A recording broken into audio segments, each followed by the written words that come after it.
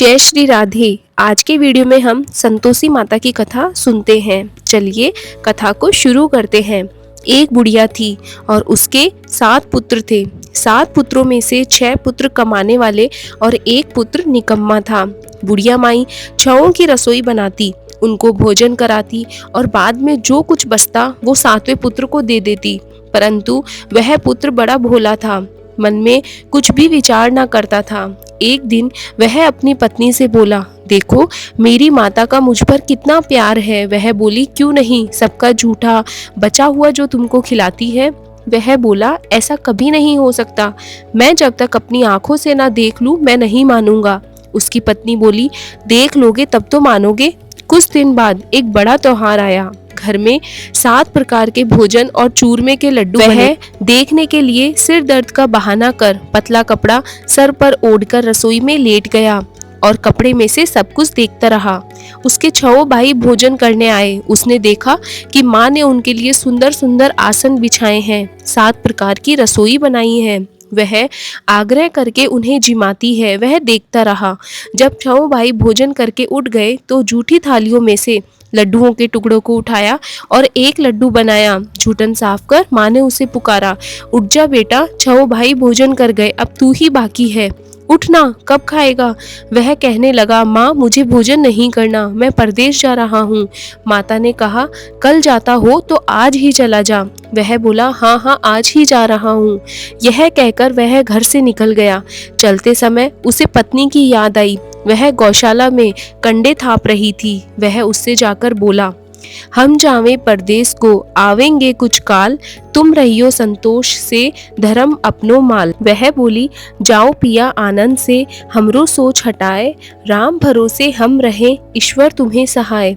देवो निशानी आपनी, देख धरू मैं धीर, सुधी हमरी ना बिसारियो, रखियो मन गंभीर। वह बोला, मेरे पास तो कुछ भी नहीं है, बस यह अंगूठी है, सो ले लो और अपनी कुछ निशानी मुझे दे दो। वह बोली, मेरे पास क्या है, यह गोबर से भरा हाथ है। यह कहकर उसकी पीठ पर गोबर के हाथ की थाप मार दी। वह चल दिया। चलते चलते दूर देश में पहुंचा। वहां एक साहूकार की दुकान थी। वह दुकान पर जाकर कहने लगा, भाई मुझे नौकरी पर रख लो। साहूकार को जरूरत थी। वह बोला, रह जा। लड़के ने पूछा, तनख्वाह क्या दोगे। साहूकार ने कहा, काम देखकर दाम मिलेंगे। साहूकार के यहाँ उसको नौकरी मिल गई। वह सुबह 7 बजे से रात तक नौकरी करने लगा। कुछ दिनों में दुकान का सारा लेन देन का हिसाब, ग्राहकों को माल बेचना, सारा काम करना, सब काम करने लगा। साहूकार के 7-8 नौकर थे। सब सोच में पड़ गए कि यह तो बहुत होशियार है। साहूकार ने भी काम देखा और 3 महीने में उसे आधे मुनाफे का साझीदार बना दिया और 12 वर्ष में वह नामी सेठ बन गया और साहूकार सारा कारोबार उसके ऊपर छोड़कर बाहर चला गया। अब बहू पर क्या बीती सुनो। सास ससुर उसे दुख देने लगे। सारी गृहस्थी का काम करा के उसे लकड़ी लेने जंगल भेजते और घर की रोटियों के आटे के भूसे से जो भूसी निकलती थी उसकी रोटी बनाकर रख दी जाती थी और फूटे नारियल की नरेली में पानी दे दिया जाता था।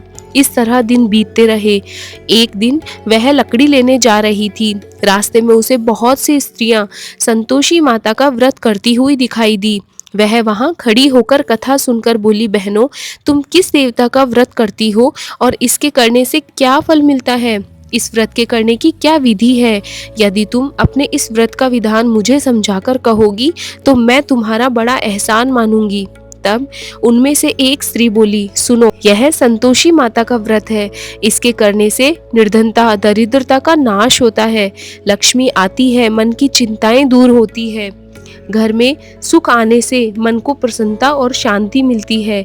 यह सुनकर बहू चल दी। रास्ते में लकड़ी के बोझ को बेच दिया और उन पैसों से गुड़ चना ले माता के व्रत की तैयारी करने लगी और सामने मंदिर देखकर पूछने लगी, यह मंदिर किसका है? लोगों ने बताया, यह संतोषी माता का मंदिर है। यह सुन माता के मंदिर में जाकर माता के चरणों में लौटने लगी और विनती करने लगी, माँ मैं निपट मूर्ख हूँ, व्रत के नियम नहीं जानती, मैं बहुत दुखी हूँ। हे माँ जगत जननी, मेरा दुख दूर करो, मैं तेरी शरण में हूँ। माता को दया आ गई।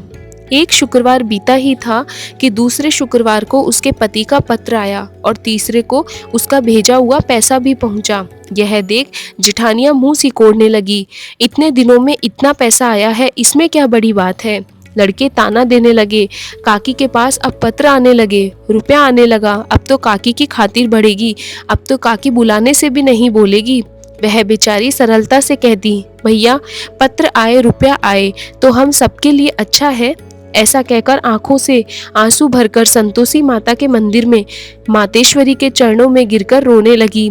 माँ, मैंने तुझसे पैसा नहीं मांगा था, मुझे पैसों से क्या काम है, मुझे तो अपने सुहाग से काम है।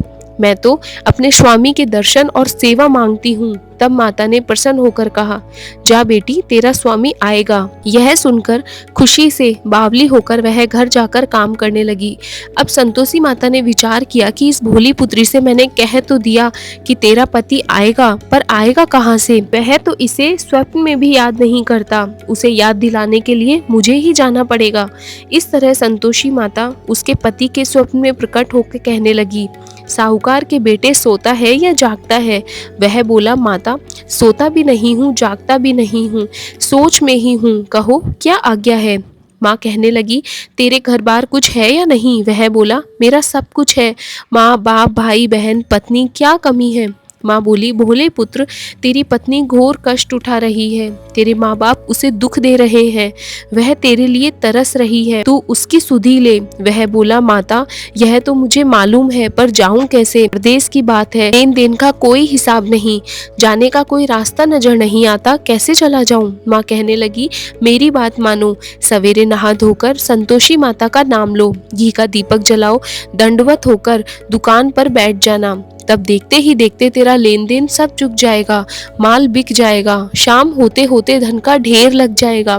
तब वह सवेरे बहुत जल्दी उठा, नहा धोकर संतोषी माता को दंडवत प्रणाम किया, घी का दीपक जलाकर दुकान पर बैठ गया। थोड़ी देर में क्या देखता है कि देने वाले रुपया लाने लगे, लेने वाले हिसाब लेने लगे, कोठे में भरे सामानों के खरीदार नगद दाम में सौदा करने लगे। शाम तक धन का ढेर लग गया। माता का यह चमत्कार देख खुश हो मन में माता का नाम ले घर ले जाने के वास्ते गहना व कपड़ा खरीदने लगा और वहाँ के काम से निबटकर तुरंत रवाना हुआ। उधर बहू बेचारी जंगल से लकड़ी लेने जाती, लौटते वक्त माताजी के मंदिर में विश्राम करती थी।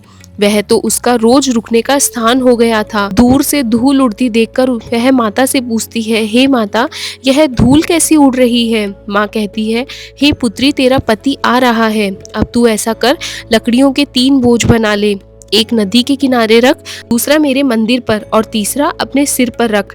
तेरे पति को लकड़ी का गट्ठा देखकर मोह पैदा होगा, वह वहाँ रुकेगा, खाना खा पीकर माँ से मिलने जाएगा। तब तू लकड़ी का बोझ उठाकर जाना और बीच चौक में गड्ढा डालकर 3 आवाजें जोर से लगाना, लो सासू जी लकड़ियों का गट्ठा लो, भूसी की रोटी दो और नारियल के खोपरे में पानी दो, आज मेहमान कौन आया है। माँ की बात सुन, बहुत अच्छा माता, कहकर प्रसन्न हो वह लकड़ियों के 3 गट्ठे ले आई, एक नदी के तट पर और एक माता के मंदिर पर रखा। इतने में ही मुसाफिर वहाँ आया। सूखी लकड़ियाँ देख उसकी इच्छा हुई कि यहीं निवास करे और भोजन बना खा पीकर गाँव जाए। इस प्रकार भोजन बना विश्राम ले गांव को गया, सबसे प्रेम से मिला। उसी समय उसकी पत्नी सिर से लकड़ी का गट्ठा ले आती है, लकड़ी का भारी बोझ आंगन में गिराकर जोर से 3 आवाजें लगाती है, लो सासू जी लकड़ी का गट्ठा लो, भूसी की रोटी दो, नारियल के खोपरे में पानी दो, आज मेहमान कौन आया है। यह सुनकर उसकी सास अपने दिए हुए कष्टों को भुलाने के लिए कहती है, बहू ऐसा क्यों कहती है, तेरा पति ही तो आया है, आ बैठ, मीठा भात खा, भोजन कर, कपड़े गहने पहन। इतने में उसकी आवाज सुनकर उसका पति बाहर आता है और अंगूठी देखकर व्याकुल हो जाता है। माँ से पूछता है, माँ यह कौन है। माँ कहती है, बेटा तेरी बहू है, आज 12 वर्ष हो गए, तू जब से गया है तब से सारे गांव में जानवर की तरह भटकती फिरती है, काम काज घर का कुछ नहीं करती, 4 समय आकर खाना खाती है, अब तुझे देखकर भूसी की रोटी और नारियल के खोपरे में पानी मांगती है। वह लज्जित हो बोला, ठीक है माँ, मैंने इसे भी देखा है और तुम्हें भी देखा है, अब मुझे दूसरे घर की चाबी दो, मैं उसी में रहूंगा। तब माँ बोली, ठीक है बेटा, जैसी तेरी मर्जी, कहकर चाबी का गुच्छा पटक दिया। बेटे ने चाबी ले दूसरे कमरे में जो तीसरी मंजिल के ऊपर था उसे खोलकर अपना सामान जमाया। एक दिन में ही महाराजा के महल जैसा ठाट बाट बन गया। अब क्या था, दोनों पति पत्नी सुखपूर्वक रहने लगे। अगला शुक्रवार आया। बहू ने पति से कहा, मुझे संतोषी माता का उद्यापन करना है। पति बोला, बहुत अच्छा, खुशी से करो। वह तुरंत ही उद्यापन की तैयारी करने लगी। जेठ के लड़के को भोजन के लिए कहने गई। उन्होंने मंजूर कर लिया, परंतु जेठानी अपने बच्चों को सिखाती है, देखो रे, भोजन के समय सब लोग खटाई मांगना, जिससे उसका उद्यापन पूरा ना हो। लड़के जीमने गए, खीर पेट भरकर खाई, परंतु याद आते ही कहने लगे, हमें कुछ खटाई दो, खीर खाना तो हमें नहीं भाता, यह देखकर तो अरुचि होती है। बहू कहने लगी, खटाई किसी को भी नहीं दी जाएगी, यह तो संतोषी माता का प्रसाद है। लड़के उठ खड़े हुए, पैसा दो। भोली बहू कुछ जानती ना थी, सो उसने उन्हें पैसे दे दिए। लड़के उसी समय उठकर इमली खाने लगे। यह देखकर बहू पर माताजी ने कोप किया। राजा के दूत उसके पति को पकड़कर ले गए। जेठ जेठानी मनमाने खोटे वचन कहने लगे, लूट लूट कर धन इकट्ठा करके लाया होगा, इसलिए राजा के दूत उसको पकड़ कर ले गए।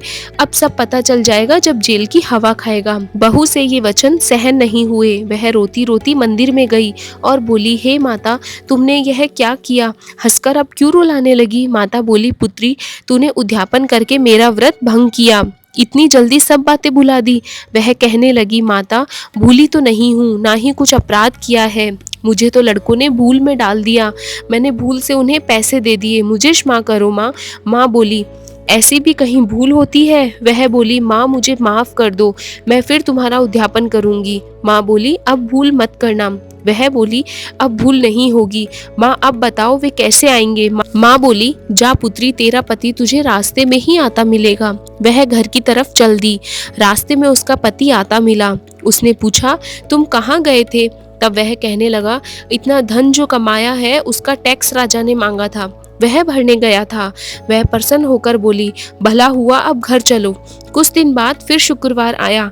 वह अपने पति से बोली, मुझे माता का उद्यापन करना है। पति ने कहा, हाँ बिल्कुल करो। फिर जेठ के लड़कों को भोजन को कहने गई। जेठानी ने एक दो बातें सुनाई और लड़कों को सिखा दिया, तुम पहले की तरह ही खटाई मांगना। लड़के भोजन के पहले ही कहने लगे, हमें खीर खाना नहीं भाता, जी खराब होता है, कुछ खटाई दे दो। वह बोली, खटाई खाने को नहीं मिलेगी, खाना हो तो खाओ। वह ब्राह्मणों के लड़कों को लाकर भोजन कराने लगी। यथाशक्ति दक्षिणा की जगह एक एक फल उन्हें दिया। इससे संतोषी माता प्रसन्न हुई। माता की कृपा होती ही 9वें महीने में उसको चंद्रमा के समान सुंदर पुत्र प्राप्त हुआ। वह अपने पुत्र को लेकर प्रतिदिन माताजी के मंदिर में जाने लगी। एक दिन माँ ने सोचा, यह रोज आती है, आज क्यों ना मैं इसके घर चलूं, इसका आसरा देखूं तो सही। यह सोचकर माता ने भयानक रूप बनाया। गुड़ और चने से सना मुख, ऊपर सूंड के समान होठ, उस पर मक्खियां भिनभिना रही थी। दहलीज पर पांव रखते ही उसकी सास चिल्लाई, देखो रे, कोई चुड़ैल आ रही है, लड़कों इसे भगाओ, नहीं तो ये किसी को खा जाएगी। लड़के डरने लगे और चिल्लाकर खिड़की दरवाजे बंद करने लगे। बहू रोशनदान से देखती रही, प्रसन्नता से पागल होकर चिल्लाने लगी, आज मेरी माता मेरे घर आई है। यह कहकर बच्चे को दूध पीने से हटा दिया। इतने में सास का क्रोध फूट पड़ा। वह बोली, इसे देखकर कैसी उतावली हुई है जो बच्चे को पटक दिया। इतने में माँ के प्रताप से जहाँ देखो वहीं लड़के ही लड़के नजर आने लगे। बहू बोली, माँ जी, जिनका मैं व्रत करती हूँ ये वही संतोषी माता है। इतना कह झट से सारे घर के किवाड़ खोल दिए। सबने माता के चरण पकड़ लिए और विनती करने लगे, हे माता, हम मूर्ख हैं, हम पापी हैं, हम अज्ञानी हैं, तुम्हारे व्रत की विधि हम नहीं जानते, तुम्हारा व्रत भंग कर हमने बड़ा अपराध किया है। हे माता, आप हमारे अपराध को क्षमा करो। इस प्रकार माता प्रसन्न हुई। माता ने बहू को जैसा फल दिया वैसा माता सबको दे, जो पढ़े उसका मनोरथ पूर्ण हो। बोलो संतोषी माता की जय। इसके बाद हमें संतोषी माता की आरती सुननी चाहिए। अगर आपको ये कथाएं पसंद आ रही है तो प्लीज़ वीडियो को लाइक कीजिए और चैनल को सब्सक्राइब कीजिए।